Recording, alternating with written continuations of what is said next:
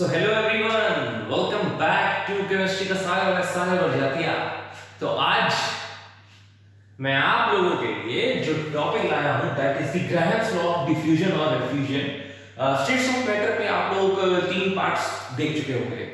नहीं देखे हैं तो चाहिए देख लीजिए। और ये है आपका पार्ट 4। ठीक है, तो बच्चों जिसको जिसको ये वीडियो पसंद आए तो जोर से लाइक करिएगा, शेयर करिएगा, सब्सक्राइब करिएगा। 4000 लोगों के लिए मैं नहीं आया, 5000 लोगों के लिए आया हूं, 10,000 लोगों के लिए आया हूं, है ना। जय महाकाल। ये सब नहीं हो सकता हमसे, तो हम तो सिंपल बोलते भैया, शेयर करो, लाइक करो, सब्सक्राइब करो, पसंद आए तो करो वरना ना करो। अपना सीधा बढ़ना है। क्योंकि जब ये वीडियो बहुत ज्यादा वायरल हो गया ये टीचर का ना, तो सब लोग भेज रहे सब आप ऐसा कुछ करिए। अबे यार हम ऐसा कहे कुछ करे भैया, जय महाकाल ये वो, एकदम हम देखकर पगला गए। हमने कहा बे पढ़ाने आए क्या करने आए, मंत्र मंत्र भूख देगा ये तो यार।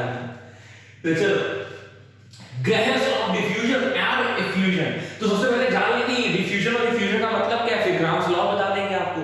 क्यों, क्या कहते हो, सही ना, एकदम बराबर।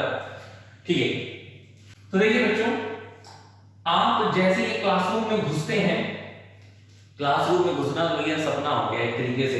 तो क्लासरूम में घुसते साथ आपको एक सुगंध सी आती है ना। अगर कोई डीओ शीओ या परफ्यूम लगा कर आता है तो खुशबू सी आती है। तो वो खुशबू क्यों है? क्योंकि उस परफ्यूम के जो गैसियस पार्टिकल्स हैं वो आसानी से एक जगह से दूसरी जगह जिगजैग मोशन करके फ्लोट कर रहे हैं और वो आपके नाक तक पहुंच रहे हैं। That is the diffusion of gas particles. That is diffusion of gas particles. एक कमरे में कहीं पे सब्जी जलती है, उसके बावजूद आपको उसकी महक तीसरे चौथे कमरे तक आती है। This is diffusion of gas molecules. Diffusion का मतलब यहां पे भी समझ सकते हो, जैसे यहां पर एक गैस 1 के पार्टिकल्स हैं, ठीक है, बीच में मैंने एक दीवार खड़ी कर दी और यहां पर गैस 2 के मॉलिक्यूल्स हैं। मैं जैसे ही बीच की दीवार को थोड़ा सा हटा दूंगा तो क्या होगा बच्चों, दोनों मॉलिक्यूल्स इधर उधर भागना शुरू कर देंगे, धर धर धर धर धर धर धर धर धर धर धर। इसके इधर जाना शुरू हो जाएंगे, इसके इधर आना शुरू हो जाएंगे। So it is basically the movement of the gaseous particles from one place to another. This is known as diffusion. ठीक है बच्चों, इसको क्या कहते हैं? इसको डिफ्यूजन कहते हैं। इफ्यूजन में थोड़ा सा फर्क है। इफ्यूजन मतलब भी यही है, मूवमेंट ऑफ गैस पार्टिकल्स, लेकिन उसमें ये फर्क है कि जब छोटे से छेद से निकलती है ना, टाइनी टाइनी। जैसे ये टायर पंचर, जब आप टायर को ऐसे करते हो तो हवा निकलती है ना, तो that is the effusion process. ठीक है, गैस सिलेंडर है, अब गैस सिलेंडर के ऊपर के नोजल को अगर आप पिच दबाते हो तो करके गैस एकदम प्रेशर से, बेहतरीन प्रेशर से बाहर की तरफ निकलती है। That is the effusion of the gas particles. तो जैसे इफ्यूजन को भी अगर हम डायग्राम से समझाने की कोशिश करें तो ऐसा रहेगा कि एक दीवार है, ये गैस ए के पार्टिकल्स हैं, यहां पर खूब सारे पार्टिकल्स हैं यहां पे, ठीक है। अचानक से आपने यहां से छेद कर दिया तो सुरसुराती हुई करते हुए गैस पार्टिकल्स उधर की तरफ भागेंगे। पहले यहां कुछ भी नहीं था, लेकिन यहां के गैस पार्टिकल यहां की तरफ भाग रहे हैं एक टाइनी छेद से वजह से, छेद से, है ना, बिटवीन द लेग्स इतने छेद करेंगे कि भूल जाओगे। तो दिस इज डिफ्यूजन। तो डिफ्यूजन और डिफ्यूजन में ग्राम्स लॉ ने क्या कहा? ग्राम्स लॉ ने कहा कि the rate of diffusion, लिख लीजिएगा बच्चों, और effusion is inversely proportional to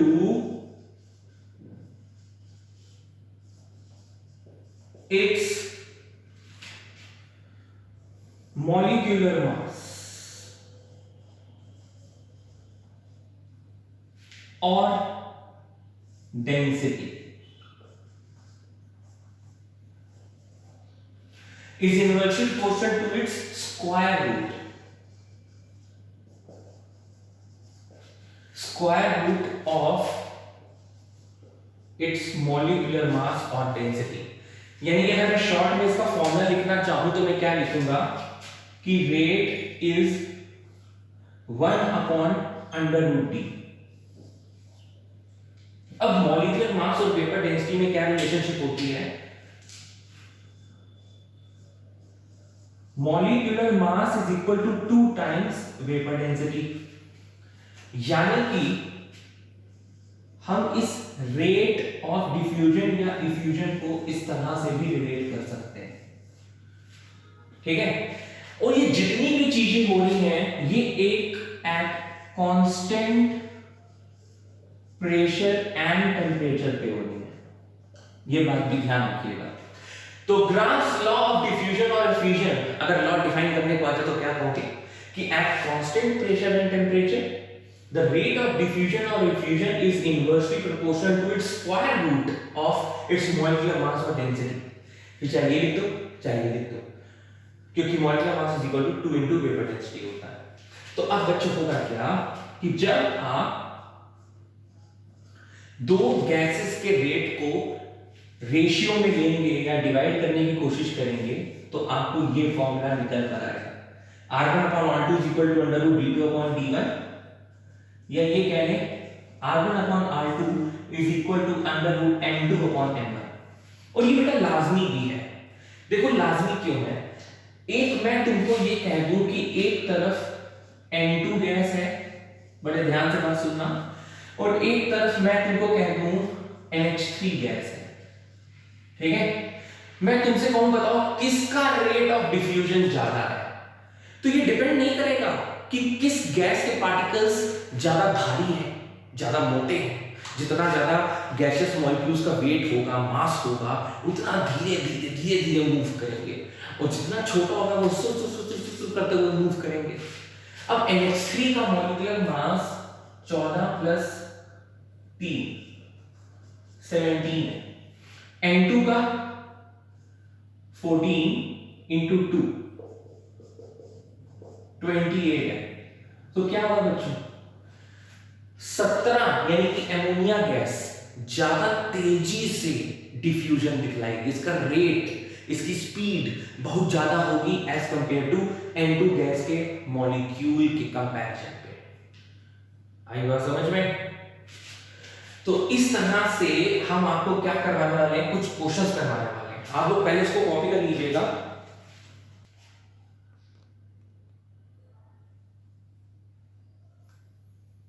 तो जो बात करते हैं ग्राम्स लॉ के क्वेश्चन की, ये आईआईटी जेईई में क्वेश्चन आ चुका है। Straight rod has two inlets x and y at the two ends of a 200 centimeter glass tube. HCl gas through inlet X and NH3 gas through inlet Y are allowed to enter in the tube at the same time and the same pressure. White fumes appears at the point P inside the tube. Calculate the distance of P from X. मैं इस question को आराम से आपको समझाने की कोशिश करता हूं। वो कह रहा है कि आपके पास एक ग्लास ट्यूब है जिसकी लेंथ आपको 200 सेंटीमीटर दी हुई है, ठीक है। बड़ा फेमस सा क्वेश्चन है, आपको किसी बुक्स में मिल जाएगा। और कह रहा है कि एक इनलेट X है, एक इनलेट Y है।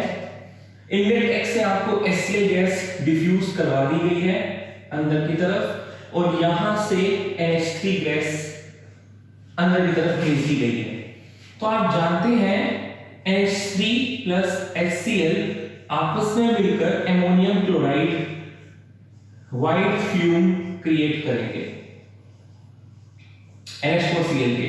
तो देखो बेटा NH3 और HCl को जब सेम टाइम पे दोनों तरफ से अंदर की तरफ घुसाया जाएगा तो किसका रेट ज्यादा होगा, पहले तो ये बताओ। ये सोच के देखो किसका रेट ज्यादा होगा। आप जानते हो अकॉर्डिंग टू ग्राहम्स लॉ, है ना, rate is inversely proportional to molecular mass. अब NH3 का मॉलिक्यूलर मास कैलकुलेट करो, कितना आएगा? 14 + 3 17, अभी करके दिखाया था। और इसका 36.5। भाई 35.5 इसका हो गया, 1 इसका। तो ज्यादा HCl का मॉलिक्यूलर मास है, यानी कि उसका रेट ऑफ डिफ्यूजन कम होगा, और कम है NH3 का तो उसका रेट ज्यादा होगा। यानी सेम टाइम पे NH3 ज्यादा से ज्यादा डिस्टेंस ट्रेवल करेगी। तो यानी कि मान लेते हैं कि बच्चों व्हाइट फ्यूम्स कहीं यहां पर मिल रहे हैं, ठीक है। This can be a distance x from HCl। तो NH3 से कितना हो गया 200 माइनस x। मैंने NH3 से दूर बनाया है व्हाइट फ्यूम्स का सिंबल, पॉइंट P का सिंबल। क्यों? क्योंकि NH3 डिस्टेंस ज्यादा ट्रैवल करेगा, क्योंकि उसका रेट ऑफ डिफ्यूजन या फ्यूजन ज्यादा है। क्यों ज्यादा है? क्योंकि उसका मॉलिक्यूलर मास कम है। मैंने यहां पर नहीं बनाया पॉइंट P, ये याद रखना, कंसेप्ट है ये, ठीक है। हाँ, तो अब यहां से यहां तक की डिस्टेंस मैंने x ले ली, तो यहां से यहां तक की डिस्टेंस 200 माइनस x ले ली। अब देखो बच्चों होता क्या है कि जो आपकी ये रेट है ना, रेट ये विद रिस्पेक्ट टू टाइम किसी भी टर्म्स में आप डिफाइन कर सकते हैं। जैसे rate is equal to distance upon time, rate is equal to number of moles upon time, rate is equal to volume upon time. तो ये 3 पैरामीटर्स हैं जो आपको क्रॉस लॉ ऑफ डिफ्यूजन या फ्यूजन के न्यूमेरिकल्स में काम आएंगे। तो आपको क्या करिएगा, अभी यहां पे आपने लॉज लिखे थे, उस लॉज में ये चीज नोट कर लीजिएगा। जहां पे रेट का फॉर्मूला लिखा था वहां पे rate equal distance upon time भी हो सकता है, number of moles upon time भी हो सकता है, वॉल्यूम अपॉन टाइम भी हो सकता है। एज पर रिक्वायरमेंट क्वेश्चन के हम लोग उस चीज को ले लेंगे। अब यहां पे डिस्टेंस मैटर कर रहा है, तो rate equal to distance upon time ये फॉर्मूला हम लोग लेकर चलेंगे।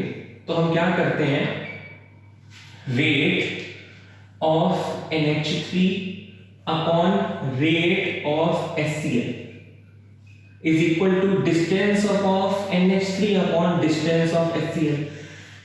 टाइम दोनों का कैंसिल हो गया, क्यों? क्योंकि क्वेश्चन में लिखा है एट सेम टाइम। अब डिस्टेंस ऑफ NH3 क्या है 200 माइनस x, ठीक है, और HCl क्या है x।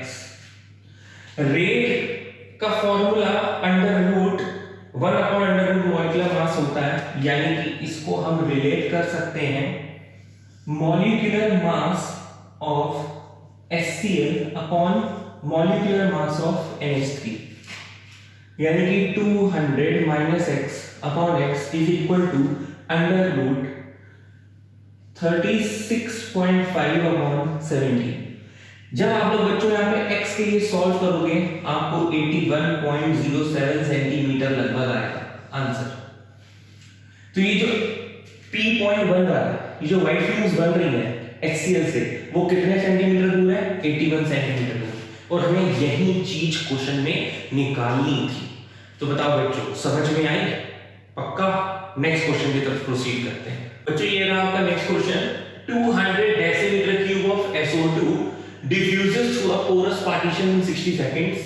What volume be O2 diffuse under similar condition in 30 seconds? ये रुड़की का क्वेश्चन है 1984 या 5 का, बहुत पुराना है। अब क्वेश्चन का मतलब तो समझ रहे होंगे कि SO2 है एक गैस और एक O2 है गैस, दो गैसेस हैं, और इसका वॉल्यूम आपको दिया है जितने में डिफ्यूज हो रही है एक पार्टीशन से 60 सेकंड टाइम दिया है, वॉल्यूम दिया है, टाइम दिया है। O2 गैस का टाइम दिया है, वॉल्यूम निकालना। सिंपल है, हो जाएगा। अभी आपको बताया ना रेट को मेजर कर सकते हैं volume upon time, distance upon time, number of moles upon time.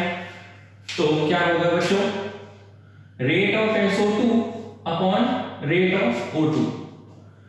अब rate of SO2 upon rate of O2 is equal to volume of SO2 upon time of SO2 multiply by time of O2 upon volume of O2।